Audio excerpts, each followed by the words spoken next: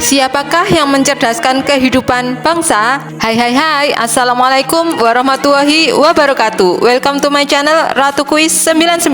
Kali ini akan kita tampilkan dua pasangan calon presiden, yaitu Bapak Anies Baswedan dan Bapak Ganjar Pranowo. Untuk Bapak Prabowo, maaf tidak kita tampilkan karena selain tidak adanya data, kelompok Bapak Prabowo adalah keberlanjutan. Jadi kita anggap sama dengan pemerintahan saat ini. Selain itu, dengan memilih Mas Gibran sebagai wakilnya, menurut saya itu sudah cukup membuktikan bahwa tidak ada persaingan yang sehat di kubu Pak Prabowo. Untuk sekelas Pak Yusril Iza Mahendra saja yang sudah berpengalaman dan berilmu harus dikalahkan oleh anak presiden. Jadi untuk para pemuda, gak usah pinter-pinter deh, gak usah berpengalaman tinggi-tinggi deh, cukup jadi anak presiden, kau akan dipilih di kubu ini. Maaf Pak Prabowo, 2 periode pencalonan presiden, aku selalu memilihmu. Tapi kali ini maaf, aku harus berpaling. Prabowo, yes. Gibran, no.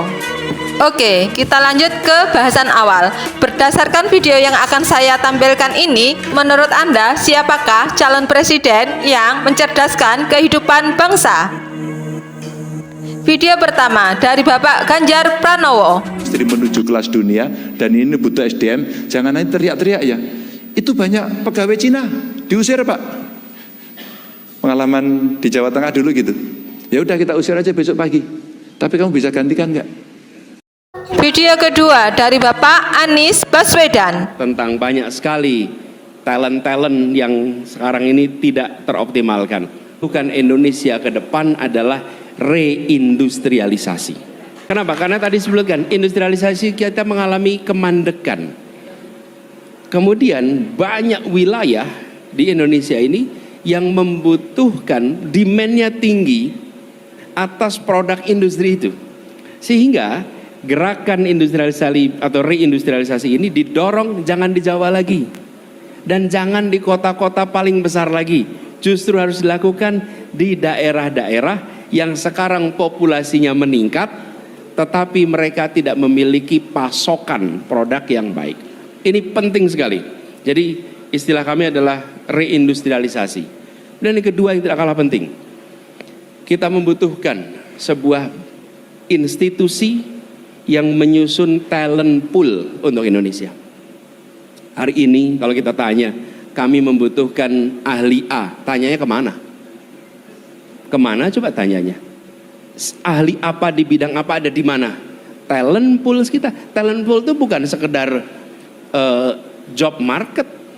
Bukan, talent pool itu negara mengidentifikasi pribadi-pribadi mumpuni yang ada di negara ini sehingga semua bisa memanfaatkan ilmu dan pengalaman mereka.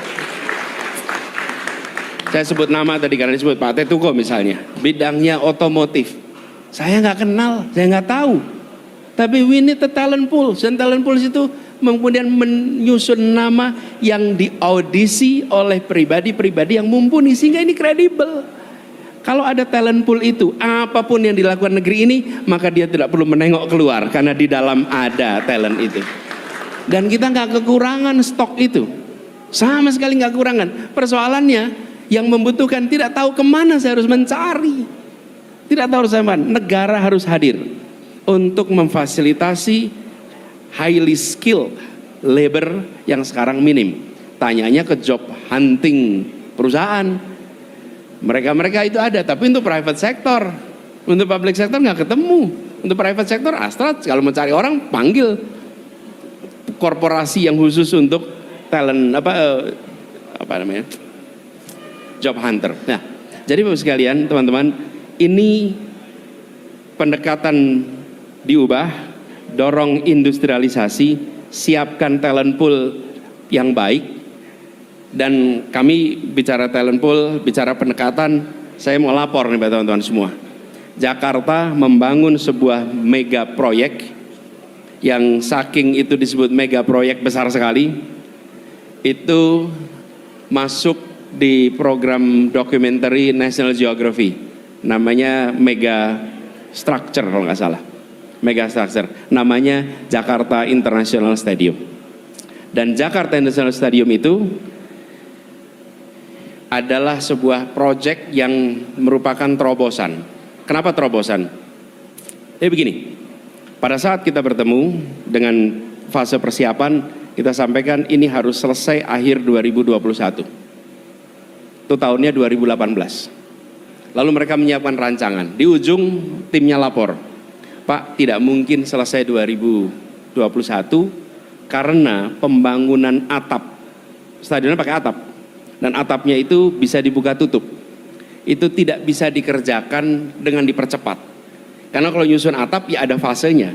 Nggak mungkin itu dicepetin. Itu ada urutannya di dalam proses konstruksinya. Kita bilang coba cari caranya. Mereka putar cari cara macam-macam, akhirnya mereka kembali. Bisa, Pak. Apa? Atapnya dibikin di bawah. Lalu nanti didongkrak naik ke atas. Oke, that's a good idea. Masalahnya apa? Masalahnya gak ada yang pernah mengerjakan. Karena beratnya 3.400 ton. Ekuivalen ngangkat 2.400 mobil Kijang secara bersamaan. Bayangkan 2.400 mobil Kijang dijejer, diangkat bersama-sama. Equipmentnya harus ambil dari Timur Tengah.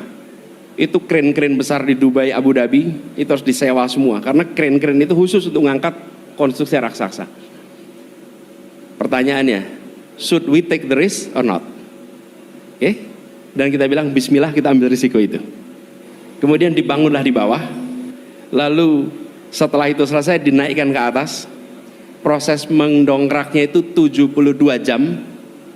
Sebenarnya sampai akhirnya terpasang di atas, rapi semua, terkunci, dan itu semua dikerjakan 100% oleh insinyur-insinyur Indonesia. Dan sekarang dunia terkagum-kagum dengan proses pembangunan ini. Kenapa terkagum? Karena mereka nggak pernah mengerjakan begini. Sebesar itu dikerjakan di bawah lalu diangkat ke atas. Kalau diangkat ke atas tuh aula banyak yang mengerjakan. Tapi seukuran stadion dengan berat sebesar itu, it's never done here. Dan itu dilakukan oleh anak-anak yang dilahirkan ibu Indonesia, dididik sekolah Indonesia dari universitas-universitas di Indonesia. Jadi saya bilang saya setuju sekali, jangan pernah meremehkan didikan anak bangsa ini. Jangan pernah.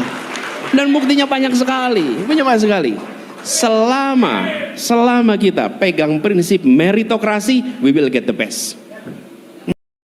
Bagaimana menurut pendapat Anda? Tulis di komentar ya. Like bila suka dengan video ini atau dislike bila tidak suka. Komentar membangun Anda akan sangat membantu channel ini. Wassalamualaikum warahmatullahi wabarakatuh.